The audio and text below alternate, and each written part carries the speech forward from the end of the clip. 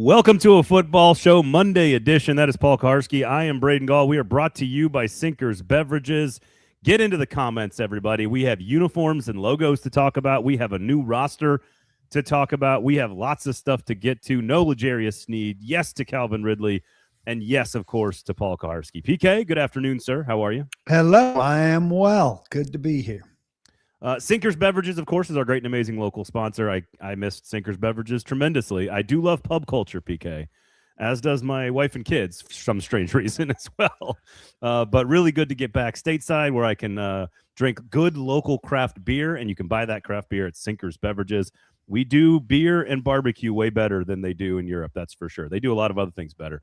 But very good to be back. Special thanks, by the way, to Jared Stillman for filling in last week. Did a great job. You and him, great conversations. Him and Suss, great conversations on Friday, as it turns out, following the uniform pep rally party that they had on Thursday evening. So we're going to discuss the entirety of sort of the – I know you discussed this on your show. Make sure you check out Paul Kuharsky podcast. I thought Jared and Nick did a wonderful job talking through what the logos and uniforms mean to real diehard Titans fans, but also what the organization is trying to do with its own brand inside this community and nationally. I think it was a really smart conversation, so please go check that out.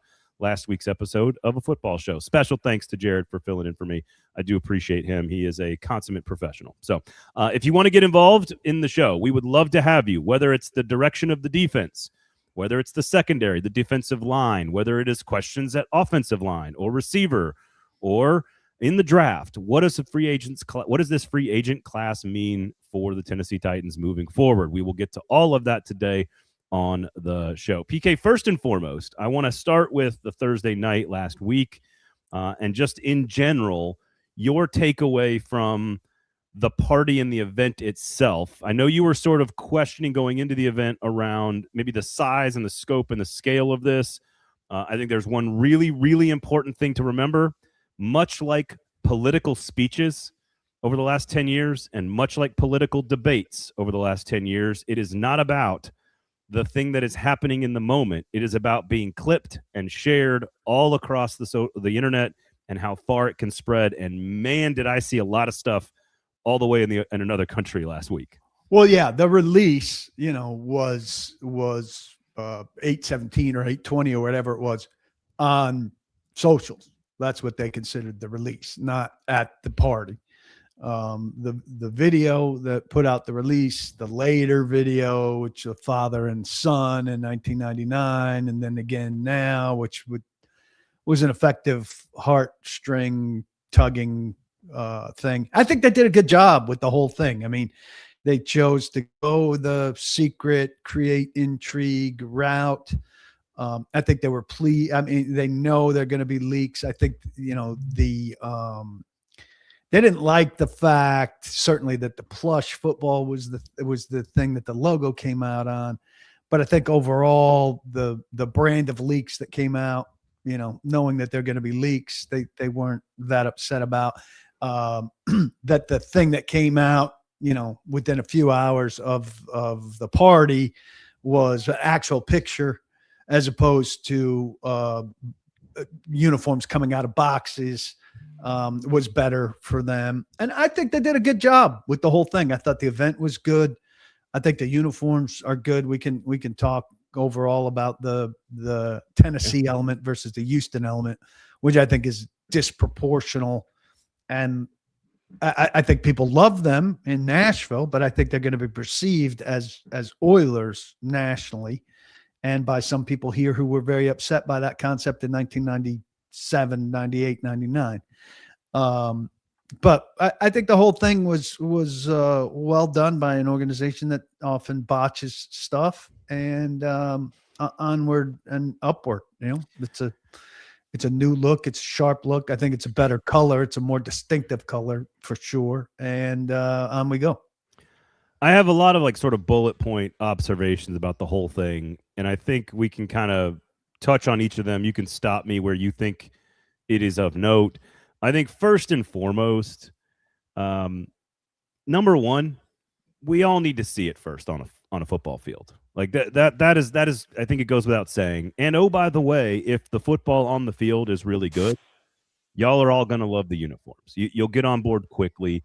The other element to all of this is, and I think about this all the time as both a University of Tennessee fan and a Nashville Predators fan. I am a 43-year-old white man. I do not look good in bright orange or bright gold. Those are not two colors that I wear. I wear a lot of white and gray Tennessee Volunteers gear, and I only buy, generally speaking, dark navy blue Predator stuff if I have any. The point I'm making is, if you love the Flaming Thumbtack, wear the Flaming Thumbtack gear. You can buy the retro stuff if you want to. If you love the oil derrick, wear the oil derrick. No one is telling you what you have to wear here or what logo you have to like the most or what color palette you like the most. Again, it's all very important to remember. Let's see what it looks like. If the football is good, it will help this entire process, and no one's making you do anything you don't want to do. I think that's the starting point with all of this. And because I feel like there's strong feelings, PK, and you saw this with your website. There are strong feelings. I learned this at AFON. Logos and uniforms make people insane. They just do. People react to this stuff in a very big way. But I mean, you could say all that, but what's current, what they're wearing on the field, is more important. So you can wear the Thumbtack if you want, but it's retro now. It's not current, and but that's cool. But that's cool though. Right? Somebody in here saying the Flaming Thumbtack is our creamsicle Bucks jersey. Well, the creamsicle Buck jersey is classic, and the Flaming Thumbtack has never been regarded as classic. Yeah, this is maybe my point here from Shane. Jerseys are cool, but it's meaningless unless you win games. I hope the head coach just told the players, put the jerseys. It's just a jersey show, which it was. Players are getting carried away with uniforms. They want to look good. All they care about is looking good in the framework of playing. Stillman on Friday called it a pep rally, and that's what it was. The father and son video is an advertisement to sell things to you, and as long as everyone knows that that's what's happening, that's okay. Now, here's what I would say. Objectively looking at the uniforms. Personally, I was a guy that did local radio in Nashville saying, I think they should change the Thumbtack in 2016 and 17 when I was doing local radio, same time you were. I've never been a fan of it, but I am not a diehard Titans fan. So I sort of think in all of this, everything is kind of true. Everybody's kind of right about this. And I thought Jared did a really great job on Friday's show explaining his young fandom as a young Tennessee fan growing up in the market, associating things from his childhood, from a logo and color and uniform standpoint, with Javon Curse and Steve McNair and Eddie George and a part of his upbringing that I cannot relate to. I just can't. And so I defer to diehard Titans fans who think the other uniforms, the old uniforms, look better. But objectively, in my opinion, there are two things that I think are important to remember. Number one, this is a far more recognizable and distinctive brand, period. You will know you're watching Titans football when you put that on the screen. And that's not just Titans fans. That's everybody in America. They're going to recognize the logo and the team and the uniform in a more distinct way. That is what brands are supposed to do.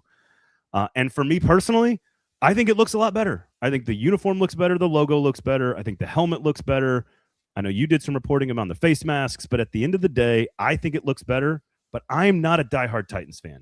I didn't grow up with this stuff. And so I have respect for people who say, no, that was my logo. This is not my logo. And I got more to say about the Greek mythology and everything, but I think that's one thing to note here is I think they did a great job. I think it looks better, but I'm not the person they're necessarily targeting. I think it looks better. I'm a historical context guy, right? 1997, 98, they got here and people did not want to be associated with the Oilers and they did not want to be associated with Houston. And this reassociates them with the Oilers and Houston, at least for a good while. If you're in an airport bar and you see this team on TV, you're not going to think Tennessee. You're going to think Houston. It's the Houston Oilers uniform in the big pit part, right? Guitar strings and little stars under the armpit and a little tag on the back of the collar are little finishing touches. You see those in close-ups. You don't see those from a seat, and you don't see those on a play on TV. The things you see from those perspectives are very much Houston still. Now, if the Titans wanted to make the Houston stuff Tennessee, they could have got started on that 27 years ago. They chose not to. So they're 27 years behind on that. So it just seems to me that's odd.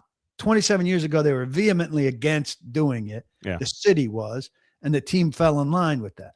So now 27 years, after 27 years of having a chance to plant your flag in the ground as some Tennessee brand, seems like you're conceding failure or saying times have changed and we're going to do something different now.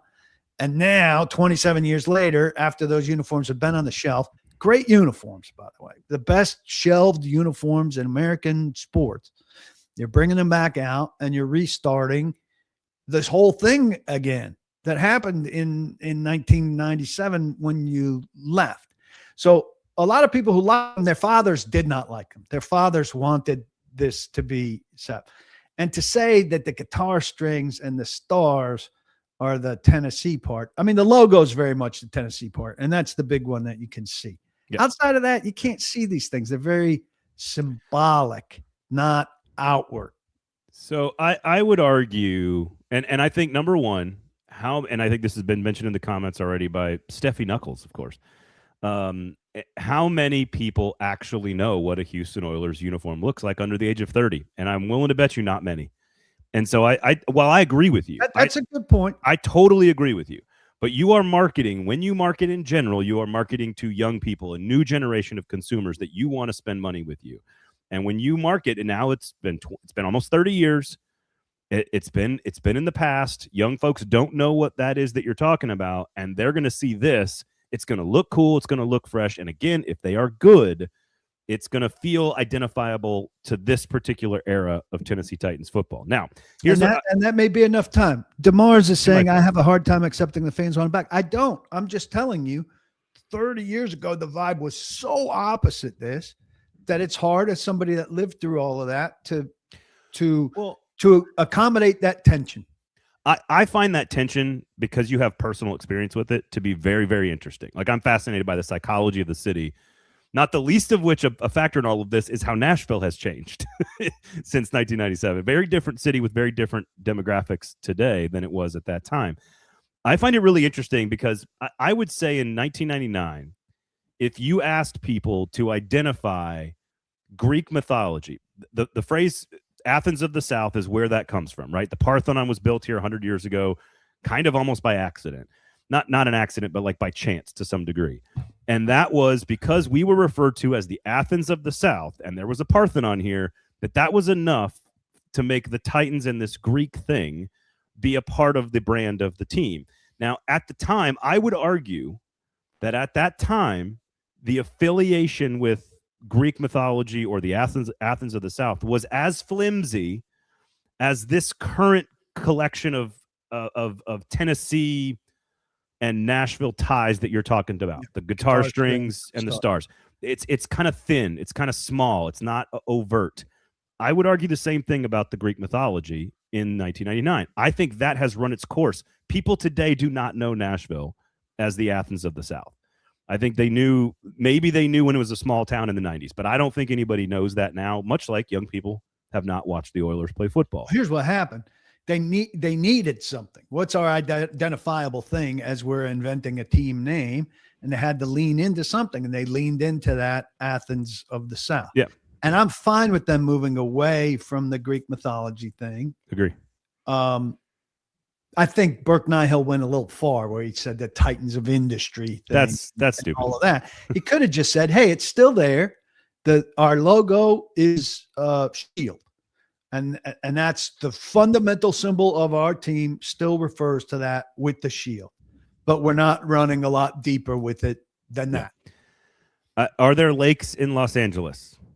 They're not. But the LA Lakers are there because the name explain the Oilers thing. But if it came to Tennessee, you had to find something. So we found the Athens of the South, and that still runs through us in the shield. Yeah. And that's sufficient for us. But we don't have to go into the Titans of all that. That was the biggest stretch that they put forth, I think. I think, and Jared and Nick kind of touched on this, and I think ultimately what they said leaving the event on Thursday night, and I'm curious what you think about this, is that and I think you can. This is, to me, I think Nick hit on the thread that I think runs through all of the things we talk about on this show, which is rosters and expectation and general managing and coaching and players and everything. And that is, it feels like the Titans have picked a direction. Finally, and we'll see if it's good or not. We don't know, but they've picked a direction for their existence, for their culture, for their brand, whatever buzzword you want to use. And that is, they've got the stadium coming. They've picked new uniforms and new branding, by the way, which I think objectively are very good. I think all the logos are good. I even like the secondary logo that I know you're not a huge fan of. I think it's very good. And so they've got the new quarterback. They've hired a new coach. They've turned over the front office. The whole thing feels like, all right, we've got to pick a direction here. And I do think that is what they're doing. Do I think they have done enough to tie it into the city or to Nashville or to the state of Tennessee? I don't know. I do think, and this is how Suss explained leaving the thing on Thursday, and I'm curious what you think. I think it's Lower Broadway. Lower Broadway is not tied directly to Nashville culture, really. It's not anymore. Like, it's not Dolly Parton's old country, saloon. It's not the Grand Ole Opry that moved out in the 90s. It is a fun party town. Downtown is about fun and it's about partying. And when I see some of the clips from that event on Thursday night, I think of Lower Broadway. I'm not listening to old Waylon Jennings songs on Lower Broadway. You're listening to covers of hip hop songs. You're listening to Bruno Mars. You're listening, you know what I'm saying? Like, they have picked a lane of like young and hip and fun, and we're going to party and have fun. That's good. That might work. But that's how it feels to me. And I agree with Suss on this. It's that they have picked a direction for their franchise. I mostly agree with it from a branding standpoint. We'll see if the players and the coaches and the front office are the right choices. But in the end, it doesn't feel like old Nashville. It feels like new Nashville. And maybe that's a good thing. Maybe it's not. Yeah. We'll find out. I think that's good. And I think that's fair. And I think you can only be so rooted as a still new team in, you're not going to get Packers, but that you can't create that in 1998, 1999, or 2026. And so that's about as far as it goes. So now, do you like the colors? Do you like the logo? Are you going to wear it? And I think I certainly do this. And maybe you do it to a degree as well. I'm attached to the logo of my team. That interlocking NY is important to me. And I've got a logo. I've got a company logo, and that's important to me. And I know people feel about the logo of their team the way I feel about the logo of my business. Sure. And so they're looking for you to feel that way about their thing, and for that to be the umbrella of a lot of meaningful and important stuff, and for those colors, and that it creates a little bit of a more heated rivalry with one of your biggest rivals, because Houston resents it so much. Is there's some fun to that too. But yeah, evolving times is part of it, for sure. You know how like an old anything that like had a weird, I don't want to say like divorce feel to it, but if you leave a job and there's a little bit of acrimony there, or you break up with a relationship, especially if you're like, it's a marriage and there's kids involved, you're going to have to spend time together in the future. And as time goes on, it heals and everybody kind of elevates above the conflict and kind of moves on, which is what all adult humans should probably do. And that to me is sort of what when you talk about the tension in the city and how like we wanted to be our own new thing. We didn't want this thing. It feels like that's just so long. It's kind of worn out. Like it's just time has gone by and the wound is healed. And now we realize, that Pantone 279 is pretty cool. Let's go back to that. Let's try to tie it into Tennessee. Let's remove the silver and the gray and the Greek mythology from it. And let's try to make a new brand that in 20 years will be very recognizable. And I think that's the key. It takes time to build a new brand. And I think it's very recognizable nationally. In time, it will be very recognizable, I think, in the city. And I think it'll be good. So the one thing, the music stuff, there's only so much you can do. Yeah. Preds did guitar strings in 2016. The pick, the notes for the sounds was used a long time ago. The amplification meters for NSC has been used. There are only so many dress. That's one of the more creative ones, actually. Yeah. The one thing I would like to see go, and I'm having a running argument with running fight with T-Rack. I hate that he survived. Look, I mean, that to me was the simplest one. Hey, it's a state animal, therefore he's our mascot. Now that's a place they could have leaned into Greek mythology. They had that dude. I don't know if the individual dude got caught up in some trouble or whatever. It's not that hard to find a big muscled dude to be your Titan. And I just think having a mascot that's the guy that crawls around in my garbage can. Trash pandas. Embarrassing. Well, what's funny is like what's the first thing I would have rebranded. What's funny is if you go away from the Greek mythology, you can't then make it like a Greek god as your thing. And let's be honest, my kids absolutely love Tempo at Nashville SC games. I mean, they love Tempo. What is Tempo? And Tempo is a coyote that was stuck in the Music City Center. That is where they got that's how they picked a coyote to be their mascot. So with all due respect to the trash panda that runs around on the sidelines in Nissan Stadium, it is not the worst picked mascot in the city. In the old days, Tony Wiley, the early PR guy, I just would make fun of T-Rock, who I have always called the squirrel. People don't get it. He looks stupid, but whatever. And he would say, it's for the kids. Like just right. That's right. It is. It's fine if it's a stuffed animal for the kid. For the kid. And Forrest is right. You can't send a barely dressed muscle man into elementary schools. He's not wrong. I thought it should be a giant, like a 14-footer. No, like an artificial man, like legs that extend above the building out of the stadium. Oh my God. I'm with you. I used to think this T-Rack thing is so stupid. And now after watching the coyote thing and now having kids and seeing the kids adopt this love of this like completely arbitrary coyote mascot, they don't matter. They don't matter. It's not important. Kids to like a raccoon. I get that if they saw a raccoon in the yard, they go, "Oh, look, a raccoon," and then they go get rabies from the raccoon. That would be bad. That would be a bad lesson from your team. Is it Huntsville minor league baseball that is called the Trash Pandas? Yeah. And they sold more merch during COVID than any other minor league baseball team. Out of control. All right. Anyway, and if you study the science of rebranding, of course, Suss wrote a great piece about this. You want to tie it into regionality. They've tried to do that. I think they could have done better. You want to have some nostalgia. They've clearly done that. They modernized the logo. They absolutely did that. You want to do it at a period of time that makes sense logically, which is clearly going into a new stadium with a new era of coach, GM, and quarterback. It all makes perfect scientific sense how they did it. And that event was for social. Again, when you do a political debate or a speech, you're going to give a 45-minute speech, but what you want is 1 2-minute clip to go as far as it can go. And that is all they were doing on Thursday night. It was a pep rally and it was an advertisement. And I have no problem with that because that's what they're trying to do. My final thought on the logo. I think I feel like it's flat, but I was out with friends on Saturday night and one of them's a graphic designer and she likes it. And I talked to her about the flatness of it. Said it's a shield and I feel like it needs some roundness. And she said, if you do drop shadow on that, if you do some kind of thing that makes it look curved, beveling, it just does not stand up and it doesn't work. And so my thing that I'd be big on is having T-Rack with the shield, having actual shields in the stadium that bring it to life in that way, that make that connection that, hey, that thing in 3D becomes a shield, and I see it.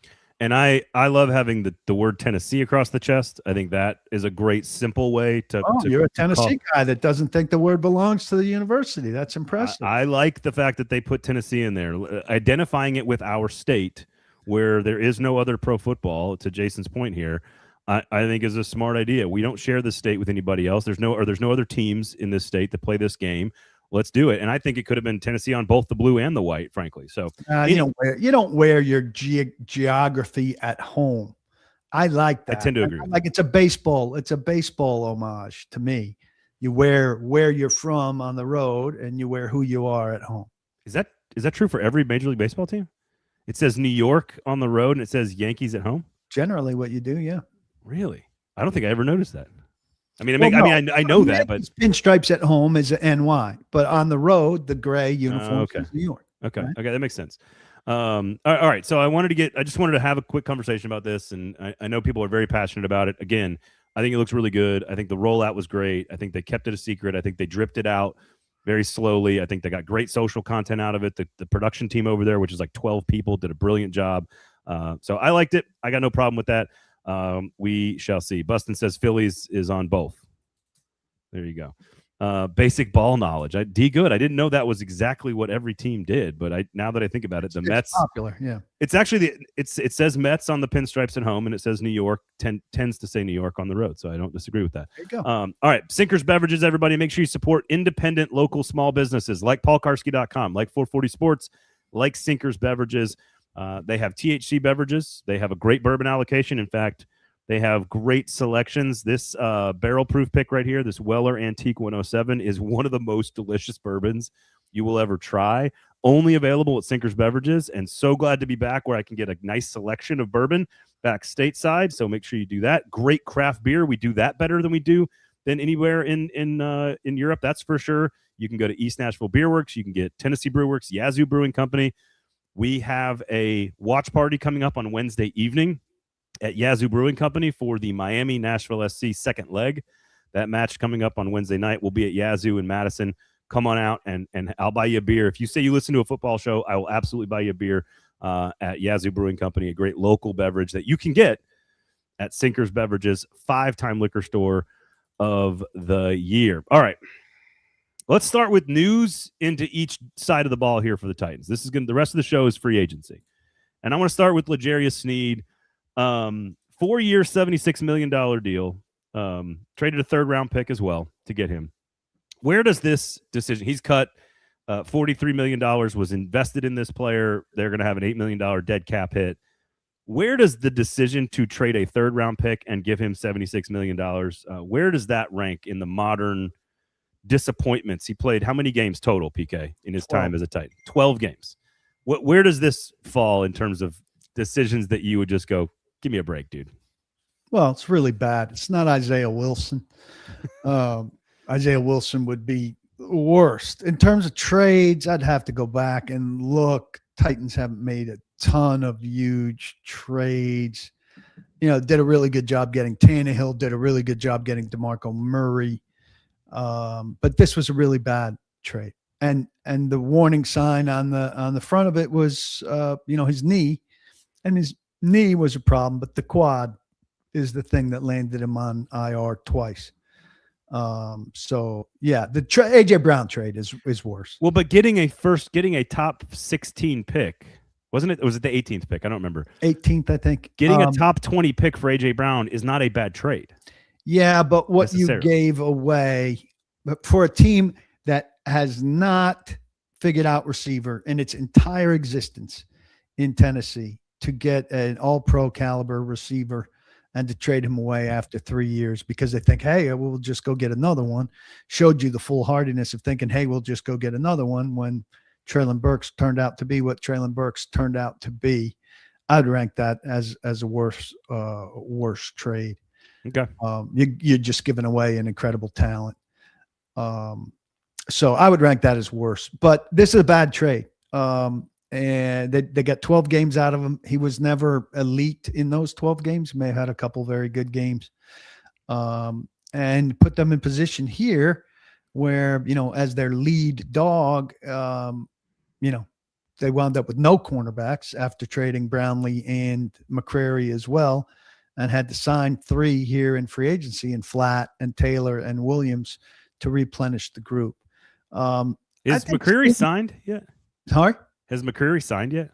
McCreary signed a 1-year deal. Okay. I want to say in the NFC North, maybe Minnesota. So it's just a bad deal. Didn't work out. Sign with the Lions. Lions. Sure did, yeah. I was close. Just didn't give them what they wanted. I think it gave them a little bit of what they wanted in the locker room in terms of swagger for that group. I think that they did like him in that role. Yeah. didn't give them a public face or that public swagger. And it just did not work out well. And, it's a time that Chad Brinker was coming into power. It was really, though, Rand Carthon, his move to own, backed by Brinker, and a total fail.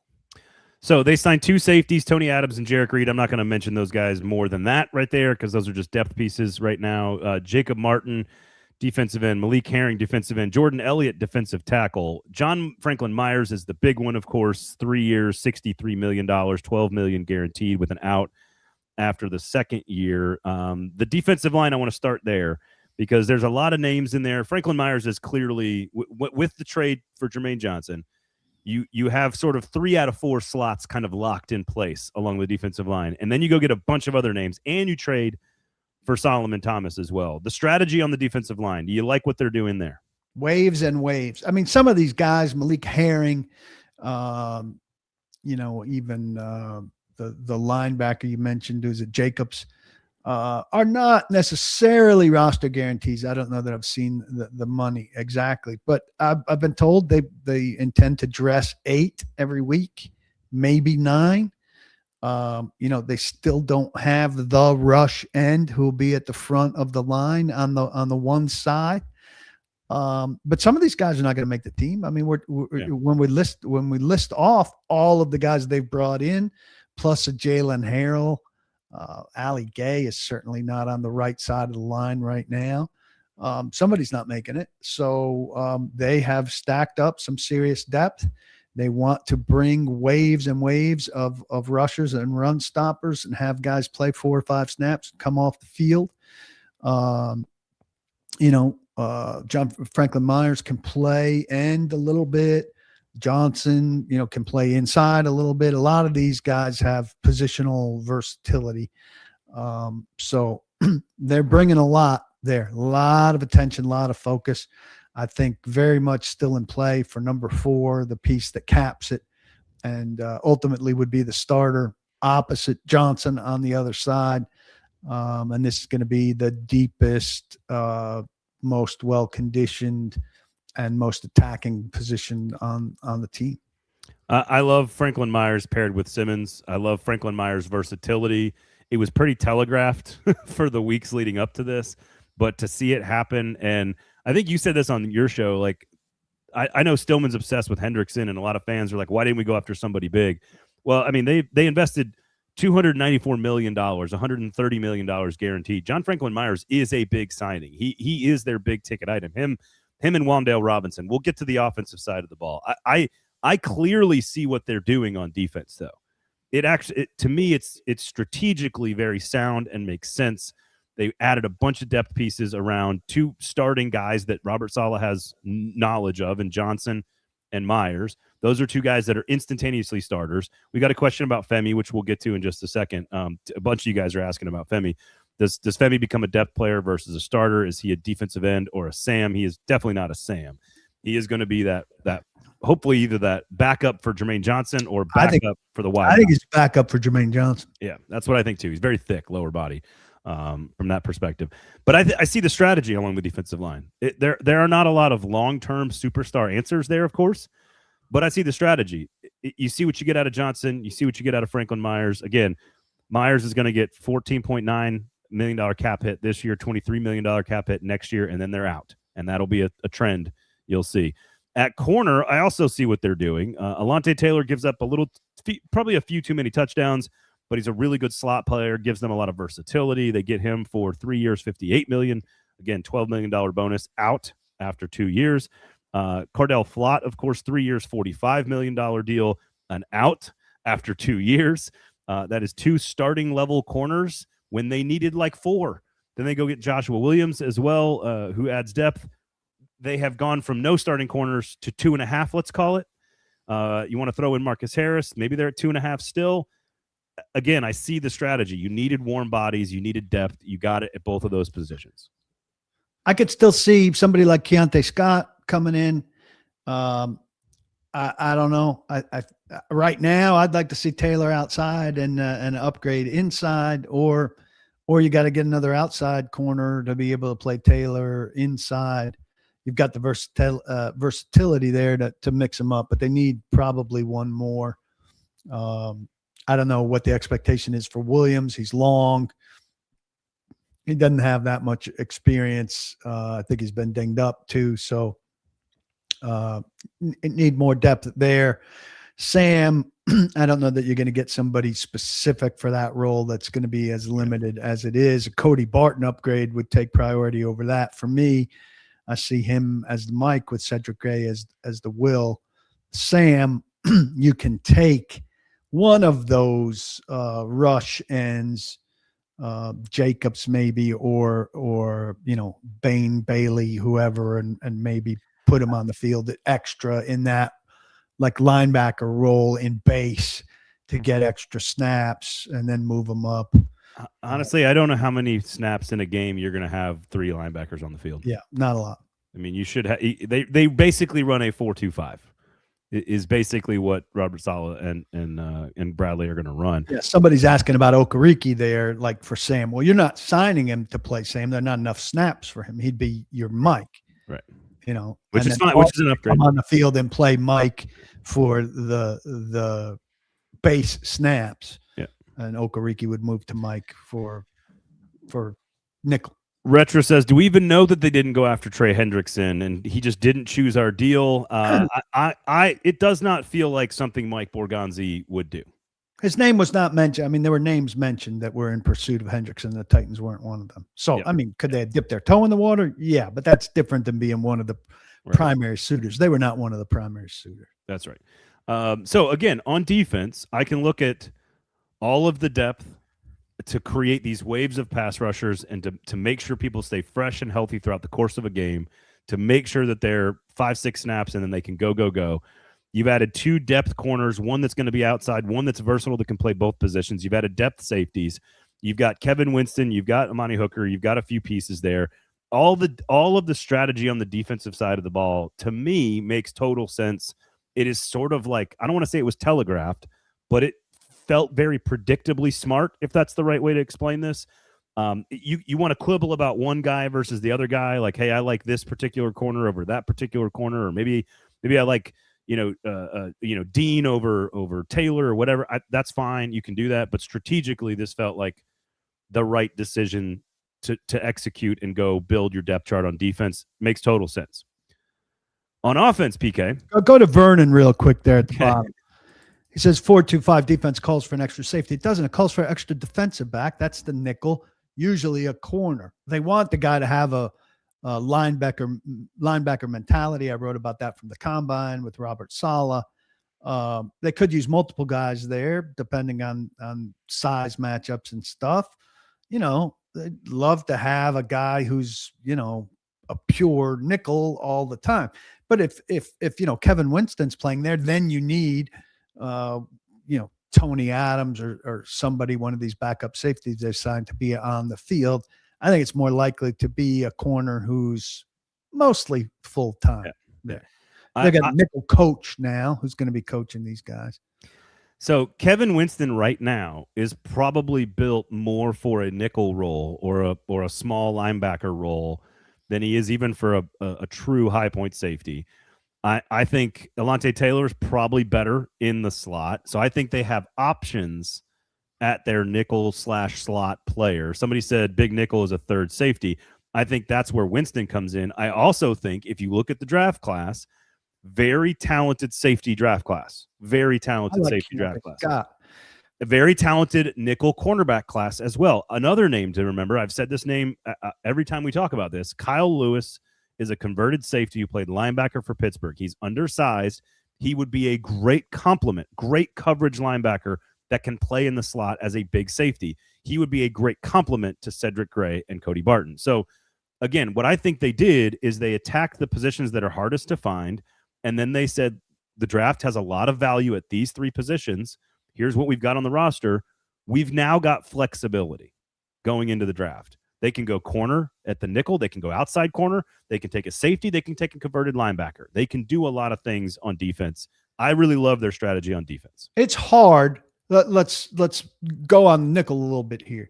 it's hard to find one guy who you're going to say cover Tutu Atwell when he lines up in the slot, and cover who's the biggest tight end. I'm not good on tight end size. Just like a George Kittle kind of guy, like cover George Kittle, right?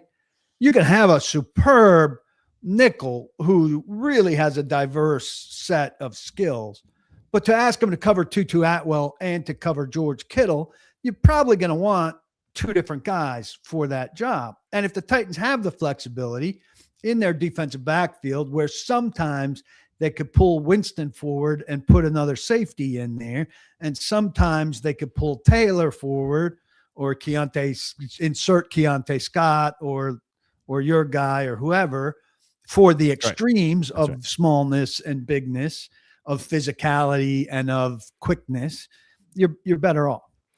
So Brian's saying, I want Sonny Styles, Zion Young, and Traden Stukes.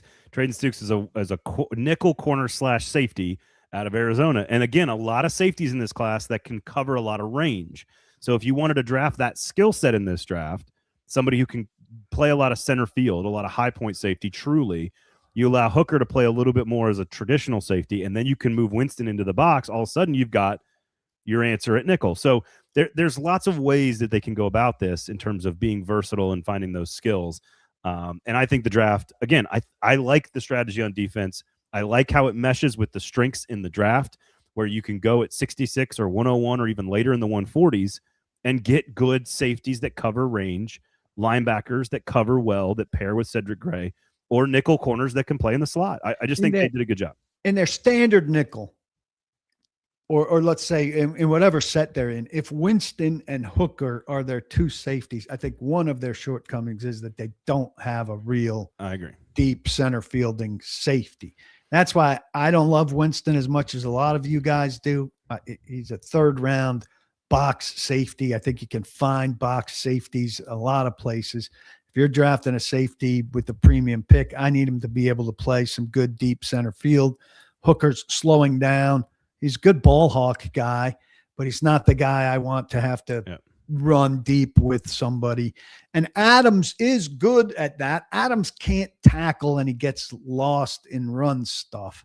So maybe Adams is a rotational guy that if Winston comes up, Adams can play deep center field. That it suits him.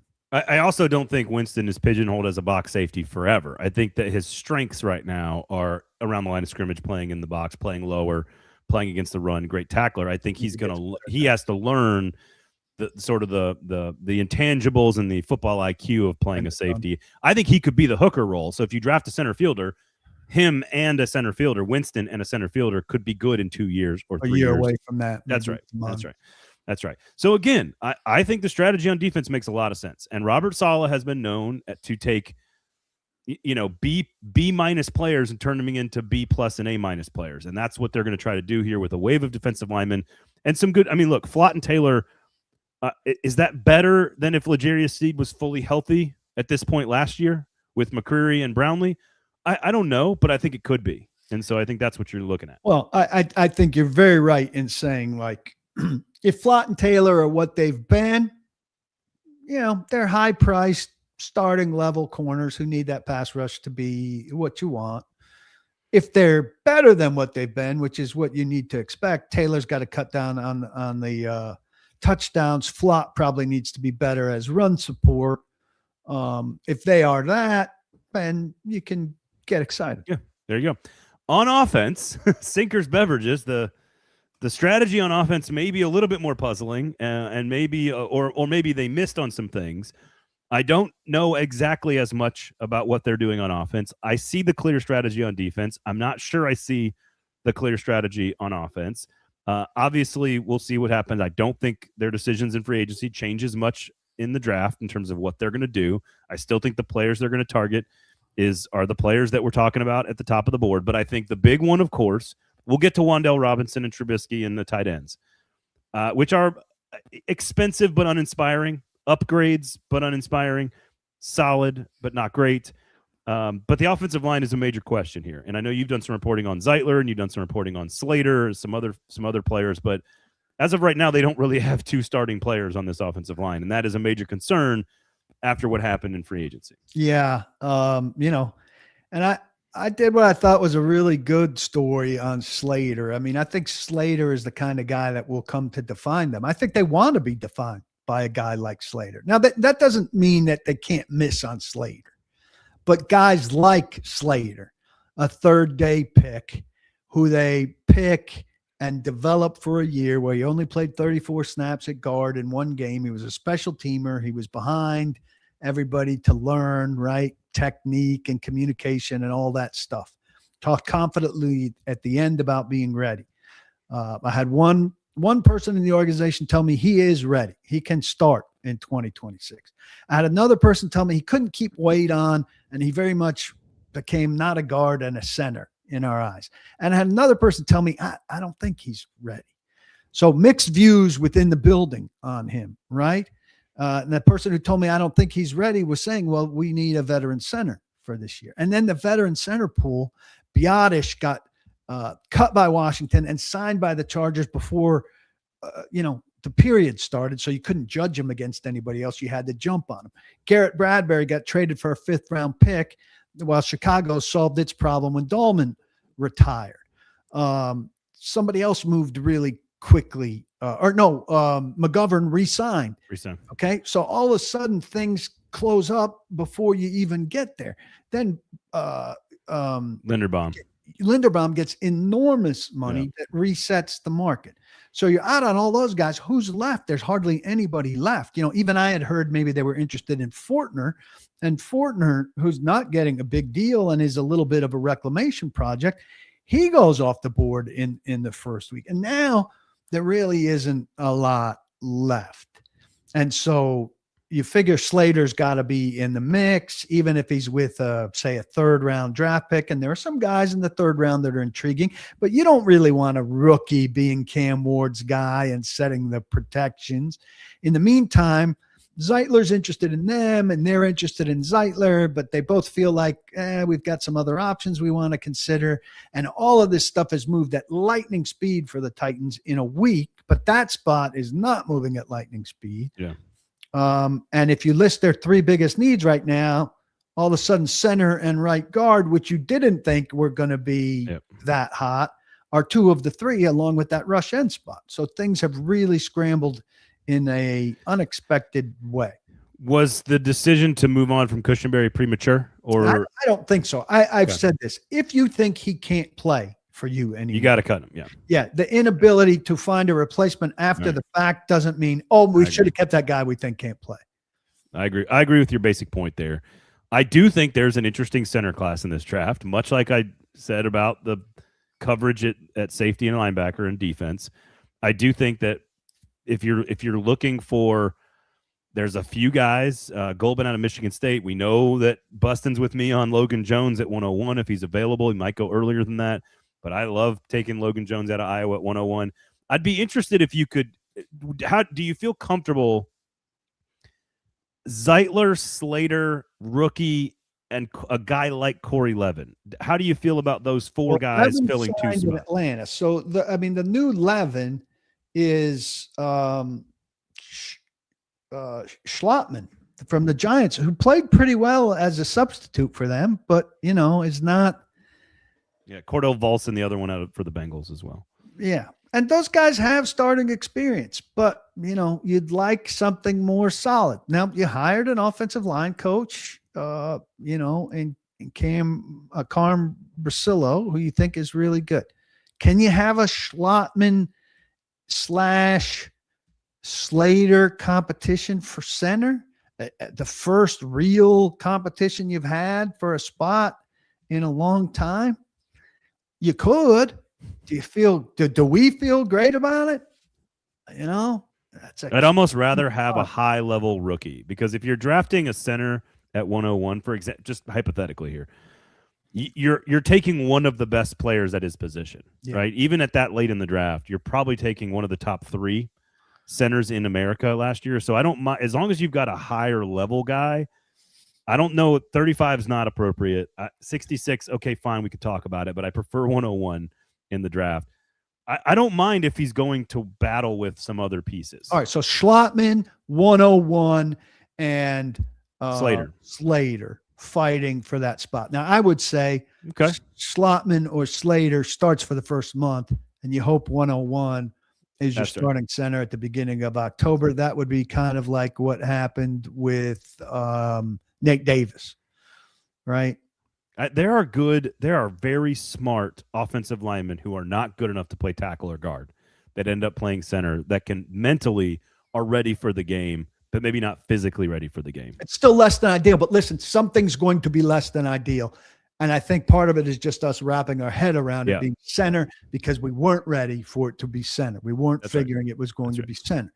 And now there are other guys who are Zeitler caliber. I haven't looked closely enough at the list, but there are some right guards out there, some veteran right guards. That market just hasn't sorted itself out yet. And I think we all feel a little panicky because they've done so much so fast. But some of these guys they've signed, Granson and those guys are very much B, C level guys. Yeah, depth pieces. They just filled up the roster faster than we're used to. So that makes us a little more anxious. I think if you look at like again, Connor Lew out of Auburn, Jack Slaughter out of Florida, the Goldman get out of Michigan. There are 4 or 5 really interesting center prospects. So I don't mind one at 101 paired with, Schlotman or Volson and Zeitler.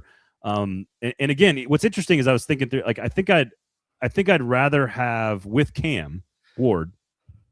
I think I'd rather have the guy who needs to be physically developed than the guy who needs to mentally catch up to the game. If that makes sense, I'd rather there's a mental catch up, no matter how good they are in college. That's true. There's the mental catch up, just by the very nature of being a rookie. I know. So, and now look, we've shifted our focus to center and right guard, but we still have major concerns.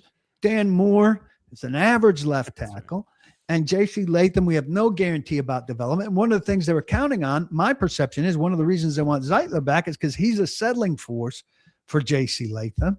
The only real positive development there is that Bellinger is a better guy to stand next to J.C. Latham or to stand next to Moore at the snap and aid them in run blocking or pass protection. So really, we have not paid enough attention to this unit, and Cam Brasillo becomes one of the very most important guys on this whole. I think you're right. Daniel Bellinger, 3 years. There's tomorrow's story. 20. There you go. 3 years, $24 million, an out after 2 years, of course. The tight end is no longer. It does not feel like tight end is going to be a priority in the draft. I think that's one of the few positions where I'd say that's not going to be a thing now, even though it might have been a thing beforehand. Otherwise, I don't think the strategy changes too much from what we went into thinking. Well, we're throwing center now into top 3 rounds, which takes out. I can't take out defensive end, and it can't take out receiver. So corners being reduced. I think it's the 4th round. I don't think you put center into the top 3. I think you put it into the 4th round, and then you stick with edge, receiver, corner in that order. Rounds 1, 2, and 3, in my opinion. You go edge, Bailey, Bain, Reese. Then you come back and get a top receiver that falls out of the 1st round that you love. Then you come back and you go with a corner. Lots of good corners are going to be available at 66, whether it's Keontae Scott or Igbinosun or whatever. So. I think this roster would be, if you do that, if you do what you just said with the center at 101, roster's greatly enhanced. Agree. And it's a get to work, and then we got to wait to see it. Can't accelerate the process. We got to see him on the field. That's right. I love Wan'Dale Robinson coming out of high school. I for some reason I've just soured on him a little bit, but I think it's a really good addition. He is a safety valve option that Brian Daboll knows that Cam Ward will be able to use 100 times a season potentially. You're not asking him to do too much in this offense. The restructuring of the Ridley deal, which is a really big part of this, he takes an $11 million cap hit. He's going to hit the cap for about $15 million this year. So now you're starting your room with Calvin Ridley, Wan'Dale Robinson. You've got Chim DK on the other side. You've got Alec Iomanor. You've got Bryce Oliver. You've got a few other names in there. And then, oh, by the way, you might draft somebody either in the 1st round or the 2nd round or the 3rd round. I assume one of those 3 becomes a receiver. It is a greatly enhanced receiver room.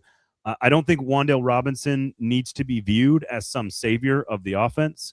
But I do think the collection of players, especially if DK and Iomanor develop, I see the passing options in the receiving core as significantly improved, especially if Ridley plays a full 17-game season. Need another back in there too, right? Is he coming in the middle rounds, or is he like a Brian Robinson or somebody like that can stack on top of Spears with Pollard if it's not a Jeremiah Love situation, which I'm not dismissing as a possibility. I like Wan'Dale Robinson too. You know, those early numbers, people were saying 17.5, and some people were pushing the 19.5. Well, maximum value is 19.5, average annual value. I think that's fine. But the real value is 17.5. I like it a lot more at 17.5 than 19.5. Well, and here's the thing, and I don't. We can add the tight ends into this. We can add Gunnar Helm's development into this.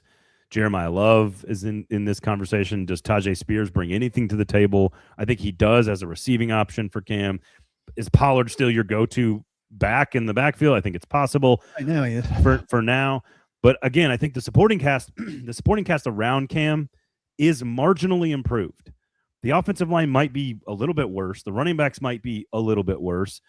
The strategy on offense just feels a little bit more uncertain to me than the strategy on defense as it pertains to the roster. That's my only thing is I'm not 100% like, what exactly are you doing here on offense? Like that's how I feel. Well, I think that receiver they take and a back they probably take.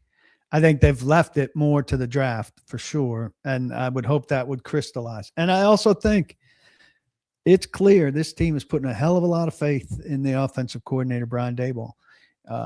He's had a huge influence in the personnel selections, and they've got a huge amount of faith in what he's going to be able to draw up for Cam and for everyone. And so we'll see if that's deserved. Somebody mentioned Dylan Thieneman, safety out of Oregon, who's a great cover safety, high point center fielder. Am I the only one who thinks that Dylan Thieneman is on the board and we pass on him in the second round? I don't think he's on the board. I think he's projected top 20 right now. So if he's on the board, you probably have to take him. But I want to just, again, I think the tight end group is about the same. I don't think it's significantly improved. It's maybe more diverse of a skill set, which I think is good. I think the receiving core is a little bit better. I think the offensive line and the backfield are not as good. So what are we doing on offense? I think is still a question. We'll let the draft decide. If they go get a Brian Robinson, for example, I feel better about things on the offensive side of the ball. So here's the thing, though. And this is almost every one of these major deals. Franklin Myers, Taylor, Flott, Robinson, Bellinger. We didn't mention Trubisky. We can mention him also because it's a 2-year deal. Almost every one of these free agents, they could be gone in 2 years. Yeah. This is all about 2026 and 2027 and elevating the floor of the team. The floor of the team should be higher now and should allow Cam Ward the time to develop, because that to me is what this is all about. You don't want him floundering in situations where the team is atrocious. This team is not a great team. Our expectations different, PK. Maybe 6, 7, 8, 9 wins. I don't know. Best case scenario, worst case scenario. But the floor has been elevated. It reminds me a lot of John Robinson's first year as a general manager when he kind of inherited a quarterback. I think the floor has been elevated, but it does feel like this is a 2-year window to kind of develop the young pieces, draft a bunch of talent, and then in 3 years, you want all that talent to be starting in a really big positive way for this roster. And these are mostly young guys that they signed, so some of them can earn a more permanent place. Right. Mike Herndon wrote about this today, and because of why you're saying with the 2-year deals for a lot of them, 2-year outs for most of them, that's why, no, this doesn't have a big bearing on the draft. You know, I would say it has a big bearing on one position for me. And I think we all would have said defensive line depth is going to be a factor in this draft later. I wouldn't expect that now.